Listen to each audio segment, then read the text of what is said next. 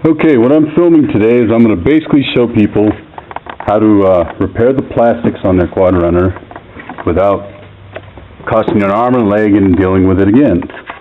As we know, this is a 1990 model. See how sun-beaten, cracked it is? Fenders are blown out, gone. That's the people getting on and off the quad runner. And when they become brittle like that, there's very little you can do with them, except for reinforce them. Well, here's the basic components you'll need right here, okay? I've got the lid, very pliable lid, not one that's cracked or broken or whatever. It's flexible, but it's easy to work with. Of course, the wrench to sit there and remove some nuts and bolts, a box of fiberglass repair kit, some good heavy-duty paint, some extra hardener, and some extra webbing, okay? Because that's always what you run out of in the little kits is the webbing and the hardener. So, later on I'll sit there and show you how to mix up the fiberglass and apply it.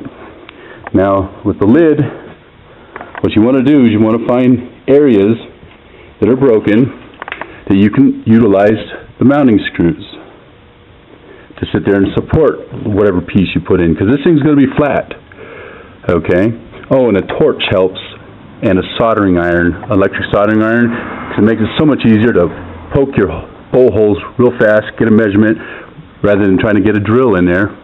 You sit there and you have your piece, mark the first one, okay? Put the bolt in after you punch the hole. I use a torch and a Phillips screwdriver, and that way you just punch real fast, mount it up there, then you line up your other holes and you come in with a soldering iron and get as many of those bolts attached to it. Now, earlier it was all forced this up, so I removed this outside screw, okay, and then I took a torch, started heating up the edges right with a pair of pliers, and I gave it a form after punching the hole it needed, and I would put in a longer screw and locked it down. And then you come in underneath and heat up the bottom areas where the bends need to be, and that piece will start applying to what it needs, and the pressure against the other pieces will allow it to form, But you want your supports, you're mounted first, okay? And then from there, you'll come in and you'll cut your webbing for the fiberglass.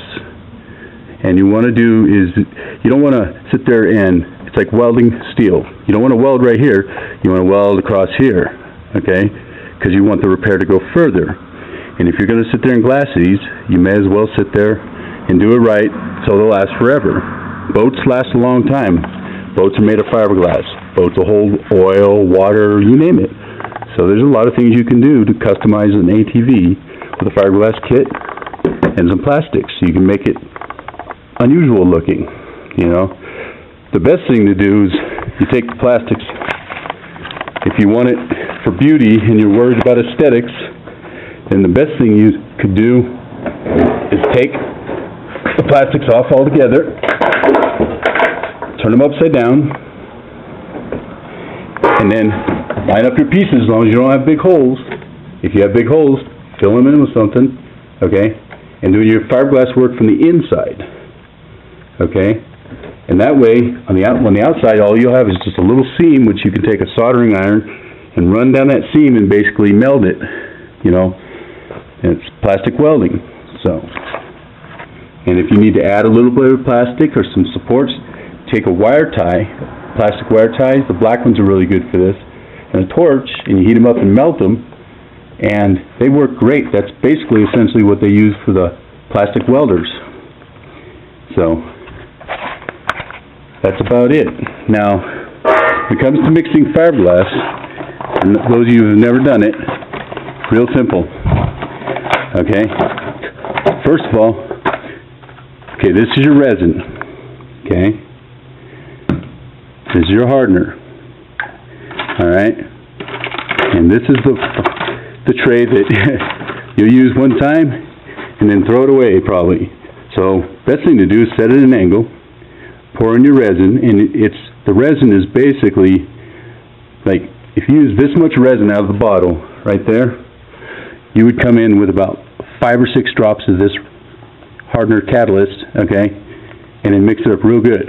And then you've got a very short amount of time to work with it, okay? The less hardener you use, the less you work.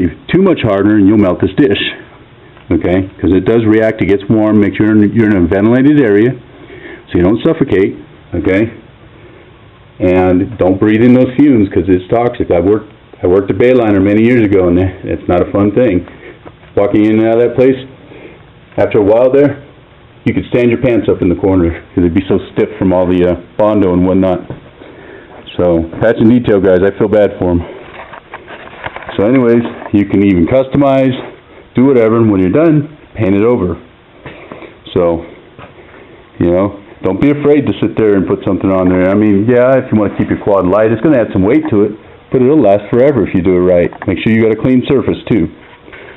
Alright, check out my other videos for troubleshooting electrical. That's why I'm bored with doing this. Burned up my own CDI unit. Don't ever jump